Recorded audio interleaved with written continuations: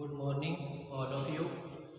मैं Ghanshyam घोड़िया, Gurugram degree college चक 5 PLM Shri Vijayanagar के इस यूट्यूब चैनल में आपका स्वागत करता हूँ। आज हम BA final year history second भारतीय संस्कृति के मूल आधार, भारतीय संस्कृति के मूल आधार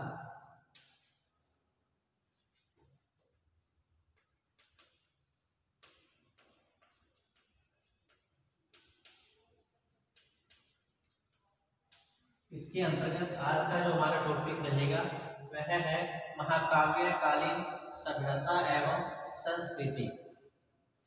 अर्थात महाकाव्य काल में समाज की सामाजिक, आर्थिक, धार्मिक दशा किस प्रकार से रही थी, इसके बारे में जानकारी प्राप्त करेंगे। तो प्राचीन भारतीय जो महाकाव्य है अर्थात रामायण और महाभारत,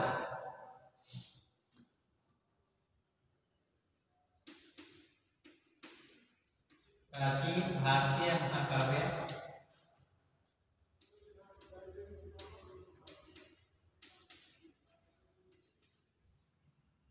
रामायण, नंबर 2 महाभारत।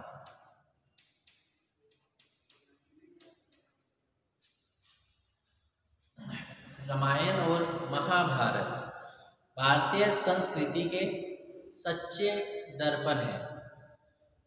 इन दोनों महाकाव्यों से भारतीय संस्कृति चेतना तथा जीवन मूल्यों के प्रति दृष्टिकोण सुंदर ढंग से विवेचन किया गया है।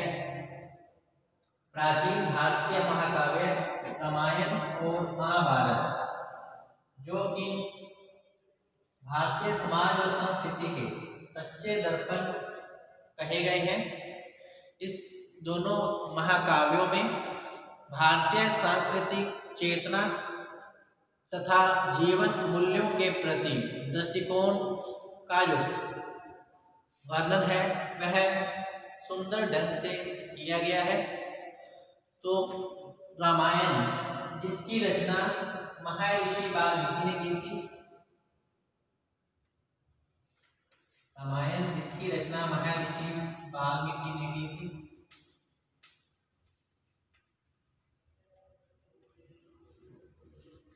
महाभारत जिसकी रचना वेद व्यास के द्वारा की गई थी,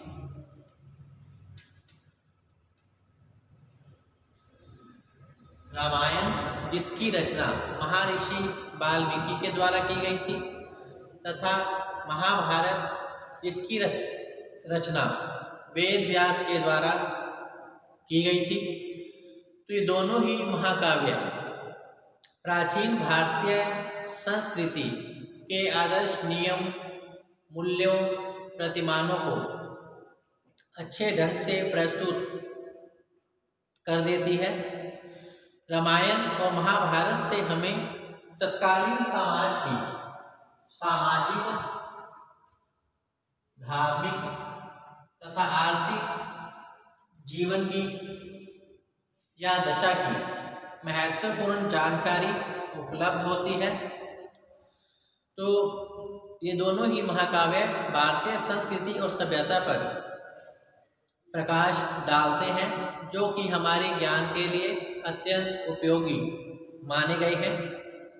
ये भारतीय संस्कृति के अर्थात रामायण और महाभारत, ये महाकाव्य भारतीय संस्कृति के एक सच्चे आदर्श ग्रंथ के रूप में प्रस्तुत किए गए हैं तथा ये भारतीय संस्कृति के उच्चतम आदर्शों को हमारे सामने प्रस्तुत करते हैं। रामायण महाकाव्य से हमें समाज की आदर्श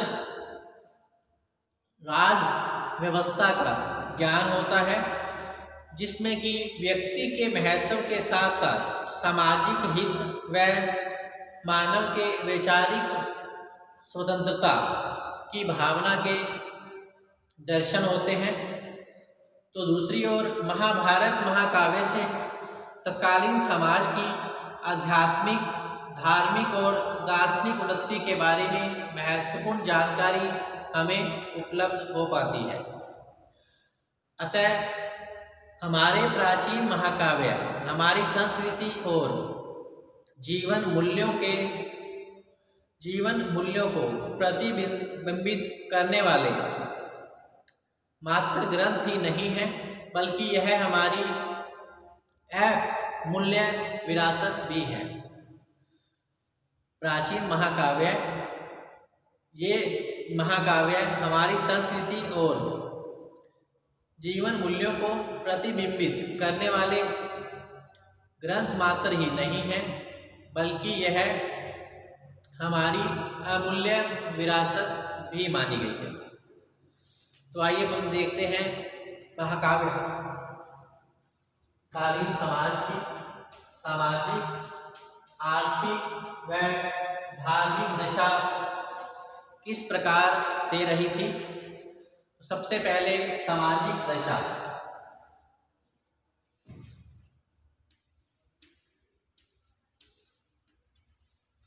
सामाजिक दशा में पहला है वर्ण व्यवस्था, 2 नंबर आश्रम व्यवस्था, 3 नंबर स्त्रियों की दशा, खान पान, वेशभूषा, आमोद प्रमोद के साधन। सबसे पहले वर्ण व्यवस्था। तो महाकाव्यकालीन समाज में वर्ण व्यवस्था सुदृढ़ हो चुकी थी।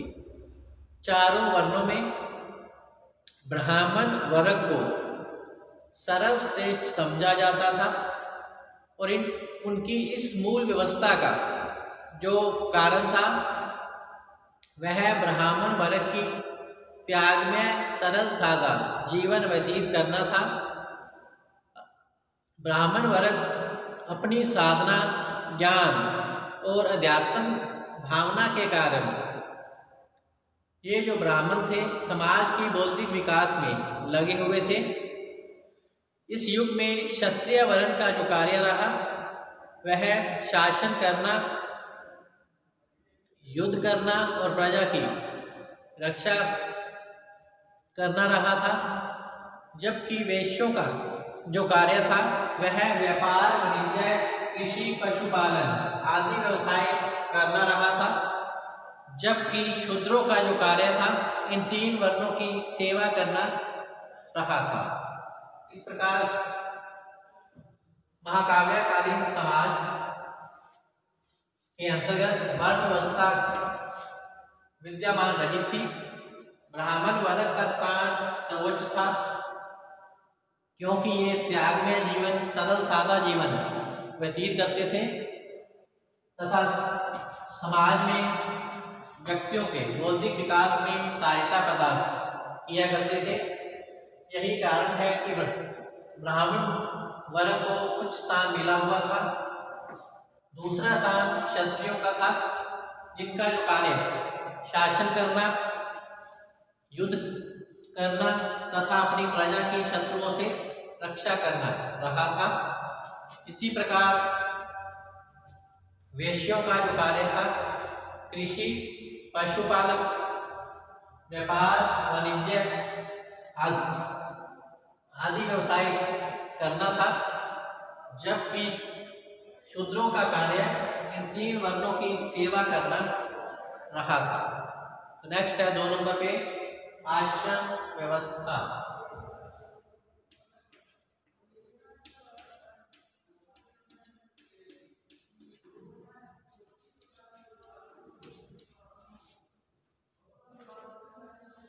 तो वैदिक युग की भांति इस काल में विद्वानों और ऋषियों ने 100 वर्ष की आयु, मनुष्य की आयु 100 वर्ष मानकर उसे 4 भागों में विभाजित किया था तथा प्रत्येक आश्रम के लिए 25-25 वर्ष की आयु निर्धारित की थी। तो इस प्रकार आश्रम 4 थे: ब्रह्मचार्य आश्रम, नंबर 1 ब्रह्मचर्य आश्रम, नंबर 2 गृहस्थ आश्रम, नंबर 3 वानप्रस्थ आश्रम और 4 नंबर संन्यास आश्रम। ब्रह्मचर्य आश्रम में जो व्यक्ति है 25 वर्ष की आयु तक रहता था, 25 से 50 वर्ष तक गृहस्थ आश्रम की अवधि निर्धारित की गई है, जबकि 50 से 75 वर्ष की आयु जो है वानप्रस्थ आश्रम के लिए निर्धारित की गई है, तथा 75 से 100 वर्ष की जो आयु है वह संन्यास आश्रम के लिए निर्धारित की गई है। तो भारतीय ऋषियों ने मनुष्य की आयु को 100 वर्ष मानकर इसे 4 बराबर भागों में विभाजित किया। प्रत्येक के कार्य अधिकार निश्चित किए गए। ब्राह्म आश्रम व्यवस्था के अंतर्गत, ब्रह्मचर्य आश्रम के अंतर्गत इसमें जो बालक है यज्ञोपवीत के द्वारा गुरुकुल में प्रवेश करता था, जिसकी आयु अलग अलग वर्णों के लिए अलग अलग निर्धारित की गई थी।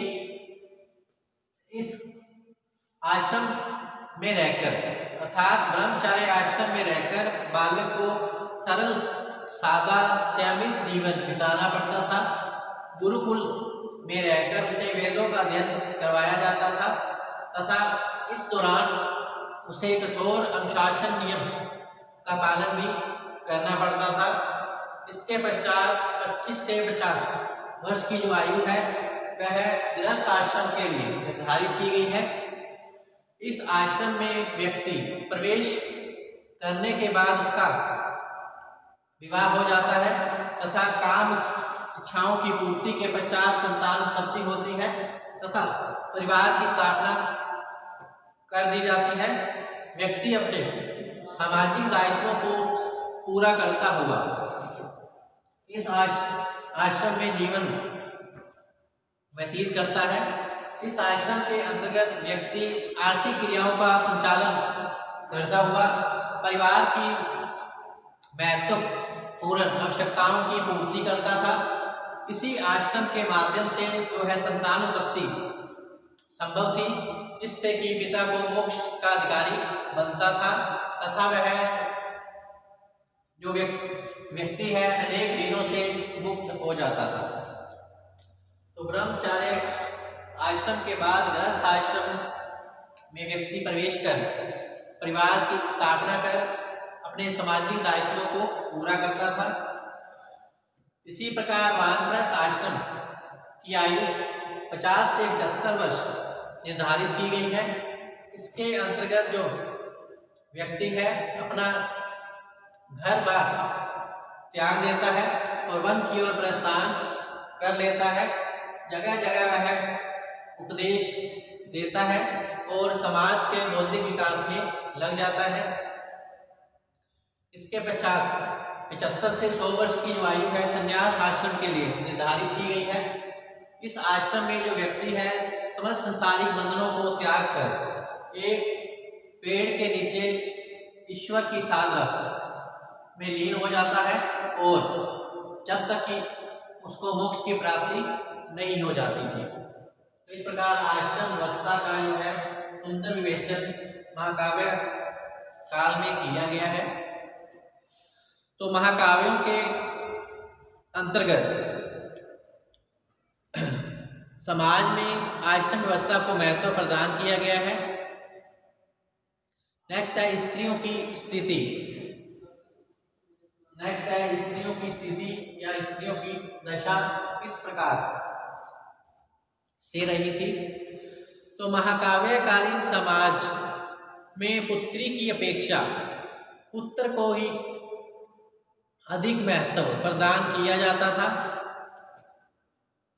क्योंकि पुत्र के द्वारा ही पिता को मोक्ष प्राप्ति हो सकती थी। पुत्री का जो जन्म है आपत्ति का कारण माना जाता था, परंतु इसका अर्थ यह भी नहीं है कि उसके अर्थात पुत्री के पालन पोषण की उस समय उपेक्षा की जाती थी, अनेक ऐसे उदाहरण मिलते हैं जिनसे पता चलता है कि माता पिता अपने पुत्रों के समान ही अपनी पुत्री की शिक्षा दीक्षा रहन सहन पर पूरा ध्यान दिया करते थे। भीष्म पितामह तो पुत्री को पुत्र के समान ही समझते थे। कुछ विद्वानों का ऐसा मानना है कि उस समय लड़कियों की जो विवाह है अल्प आयु में कर दिए जाते थे, लेकिन ऐसे अनेक उदाहरण भी मिलते हैं जिनसे पता चलता है कि उस समय जो विवाह है वयस्क अवस्था में ही किया जाता था। उदाहरण के लिए विवाह के समय राम लक्ष्मण भरत शत्रुघ्न चारों वयस्क थे, अर्थात दशरथ के चारों पुत्र राम लक्ष्मण भरत शत्रुघ्न, इनका जब विवाह किया गया था तब ये चारों पुत्र दशरथ के वयस्क हो चुके थे। उनकी पत्नियां भी युवावस्था में थी। कुंती, द्रौपदी, सुभद्रा, शकुंतला, सत्यवती आदि सभी का जो विवाह उस समय युवा अवस्था में ही हुआ था। महाकाव्यों से यह पता चलता है कि इस युग में विवाह जो है एक धार्मिक संस्कार माना जाता था और अपनी कन्या का विवाह करने वाले को अपनी कन्या का विवाह न करने वाले व्यक्ति को पापी समझा जाता था। महाकाव्य काल में 8 प्रकार के विवाहों का उल्लेख किया गया है, जिनमें कि देव विवाह, आर्ष विवाह और प्रजापत्ता विवाह इनको अच्छा माना जाता था। इसके अलावा स्वयंवर प्रथा भी उस समय प्रचलन में रही थी। सीता का स्वयंवर रचा गया था, जिसके अंतर्गत जो व्यक्ति धनुष को तोड़ेगा उसी के साथ ही सीता का विवाह किया जाएगा। तो इस प्रकार श्री रामचंद्र जी ने धनुष को तोड़कर स्वयंवर में सीता के साथ विवाह किया था। तो इस प्रकार उस समय स्वयंवर प्रथा का भी प्रचलन रहा था। सीता और द्रौपदी, सीता की तरह द्रौपदी का भी स्वयंवर रचाया गया था, जिसे अर्जुन ने स्वयंवर की शर्त को पूरा किया था। महाकाव्य काल में बहुपत्नी प्रथा का भी प्रचलन रहा था। तत्कालीन समाज में अर्थात रामायण के अंतर्गत राजा दशरथ की 3 पत्नियां थी, कौशल्या, केकई, सुमित्रा, 3 पत्नियां थी उनकी। इसके अलावा पांडु, अर्जुन, भीम, कृष्ण आदि की भी अनेक पत्नियां उस समय थी। जबकि बहुपति विवाह का एकमात्र उदाहरण जो है वह महाकाव्य काल के अंतर्गत महाभारत में द्रौपदी का ही मिलता है। द्रौपदी जिसके की 5 पति थे, जिसमें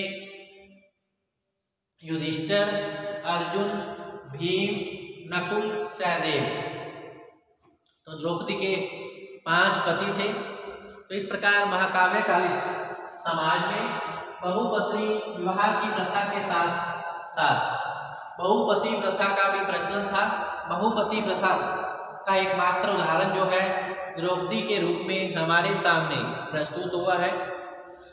रामायण में कौशल्या, तारा, सीता और महाभारत में सुलभा, द्रौपदी शिक्षित नारियों के रूप में प्रस्तुत की गई है। लड़कियों की शिक्षा जो प्रायः घर में ही हुआ करती थी उस समय। महाकाव्य काल में विधवा पुनर्विवाह होते थे। बाली की पत्नी तारा ने सुग्रीव के साथ विवाह कर लिया था। महाकाव्य काल में कुल मिलाकर स्त्रियों की दशा संतोषजनक ही रही थी। पत्नी के रूप में स्त्री गृह स्वामिनी थी जबकि माता के रूप में जो स्त्री है उस समय गुरु समान थी। स्त्रियां धार्मिक सामाजिक उत्सवों में भाग लिया करती थी और उसे लक्ष्मी का रूप समझा जाता था। तो कुल मिलाकर महाकाव्य काल में स्त्रियों की दशा संतोषजनक ही रही थी। नेक्स्ट है खान पान। नेक्स्ट है खान पान। तो इस प्रकार वैदिक युग की भांति इस युग में भी लोग शाकाहारी थे और मांसाहारी दोनों ही प्रकार के थे। इनका जो भोजन है संतुलित होता था। दूध, घी, दही, जौ, चावल, गेहूं, दालें, फल आदि इनके भोजन के पदार्थ रहे थे। इस युग में मसालों का प्रयोग अधिक किया जाता था। शूद्र जातियों में प्याज व लहसुन का प्रयोग ज़्यादा होता था। राजवंशीय लोगों और कुलीन परिवारों के अंदर सूरापान भी किया जाता था। इस प्रकार नेक्स्ट है वेशभूषा। वेशभूषा तो वेशभूषा जो थी पहले की ही भांति इस युग में सूती और ऊनी वस्त्रों का प्रयोग किया जाता था। लोगों को रंग बिरंगे कपड़ों से अधिक लगाव रहा था। इस युग में विशेष अवसरों पर काले कपड़े पहनने की भी प्रथा का प्रचलन था। इस युग में जूते और कड़ाऊ का प्रचलन देखने को मिलता है। स्त्री व पुरुष दोनों को ही आभूषण पहनने का उस समय शौक होता था। आभूषण सोने, चांदी, पीतल आदि के बने होते थे, जबकि धनी वर्ग के लोगों के जो आभूषण हैं हीरे, मोती, जवाहरात और मूल्यवान पत्थरों से बने होते थे। नेक्स्ट खान पान वेशभूषा के चार आमोद प्रमोद के साधन अर्थात मनोरंजन के क्या साधन थे। तो आमोद प्रमोद के साधनों के अंतर्गत तत्कालीन समाज में संगीत, अखेड़, घुड़दौड़, रथ दौड़, जुआ, पासों का खेल उस समय के प्रमुख मनोरंजन के साधन रहे थे। सार्वजनिक तौर पर नृत्य संगीत का आयोजन भी उस समय किया जाता था। घुड़दौड़ आदि का आयोजन भी होता था। तो इस प्रकार काव्यकालीन समाज के अंतर्गत वन व्यवस्था, आश्रम व्यवस्था, स्त्रियों की दशा, खान पान, वेशभूषा, मनोरंजन के साधन इस प्रकार से रहे थे। आइए हम देखते हैं महाकाव्यकालीन समाज की धार्मिक और आर्थिक दशा।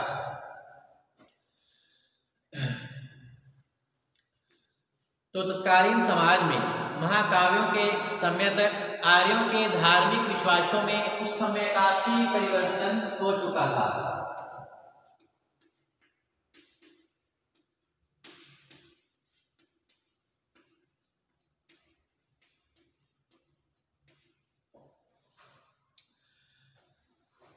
काफी परिवर्तन हो चुका था। वैदिक युग के प्राकृतिक देवी देवताओं का जो स्थान है ब्रह्मा, विष्णु, महेश, गणेश, पार्वती, लक्ष्मी, दुर्गा आदि देवताओं ने ले लिया था। तो महाकाव्यों काल के समय तक आर्यों के धार्मिक विश्वासों में काफी परिवर्तन हो चुका था। इस युग में वैदिक युग के प्राकृतिक देवी देवताओं का जो स्थान है अब ब्रह्मा, विष्णु, महेश, गणेश, दुर्गा, पार्वती आदि ने ले लिया था। महाकाव्य काल में ईश्वर की तीन प्रमुख शक्तियां सर्जन, भरण पोषण और संहारक के रूप में ब्रह्मा, विष्णु और महेश की पूजा का प्रचलन इस समय काफी बढ़ गया था। इनमें भी विष्णु की पूजा को अत्यधिक महत्व प्रदान किया गया था। अवतारवाद की जो भावना है इस समय जोर पकड़ रही थी। ऐसा इसलिए माना जाता था क्योंकि जो भगवान विष्णु है धरती पर पापों का नाश करने के लिए अवतार लिया करते हैं, अर्थात अवतारवाद का सिद्धांत महाकाव्य काल में जोर पकड़ता जा रहा था। इसके अलावा महाकाव्यकालीन समाज में यज्ञों का महत्व तो बना रहा था, परंतु पशु बलि जो है धीरे धीरे अब समाप्त होने लगी थी। अब लोगों की ऐसी धारणाएं बनने लगी थी कि सच्चा यज्ञ सत्य, अहिंसा, संयम, आचार शुद्धि को अपनाकर वह तृष्णा और क्रोध का त्याग कर ही प्राप्त की जा सकती है। पुनर्जन्म का सिद्धांत भी इस युग में जोर पकड़ता जा रहा था। गीता जो हिंदुओं का प्रमुख धार्मिक ग्रंथ माना जाता है, गीता का उपदेश भगवान श्री कृष्ण ने अर्जुन को कुरुक्षेत्र के मैदान में दिया था। जब अर्जुन कर्तव्य विमुख होकर अपने परिवारजनों के साथ लड़ने से मना कर रहे थे, तब श्री कृष्ण जी ने गीता का उपदेश अर्जुन को दिया था। इसी प्रकार गीता में कर्मयोग, ज्ञान योग, भक्ति योग तीनों को ही मोक्ष का साधन माना गया, लेकिन इस काल में भक्ति मार्ग की श्रेष्ठता पर अधिक बल दिया गया। गीता में भक्ति के जो द्वार हैं सभी जातियों के लिए खोल दिए गए थे। इस प्रकार महाकाव्यकालीन समाज का सही जो चित्रण है वह हमारी आंखों के सामने प्रस्तुत हो जाता है। इस प्रकार महाकाव्यकालीन समाज की सामाजिक दशा, धार्मिक दशा की जानकारी आपको प्रदान कर दी गई है। कल हम महाकाव्यकालीन समाज की आर्थिक और राजनीतिक दशा के बारे में जानकारी प्राप्त करेंगे, अर्थात तत्कालीन समाज में आर्थिक जीवन और राजनीतिक जीवन किस प्रकार से रहा था, इसके बारे में जानकारी प्राप्त करेंगे। धन्यवाद।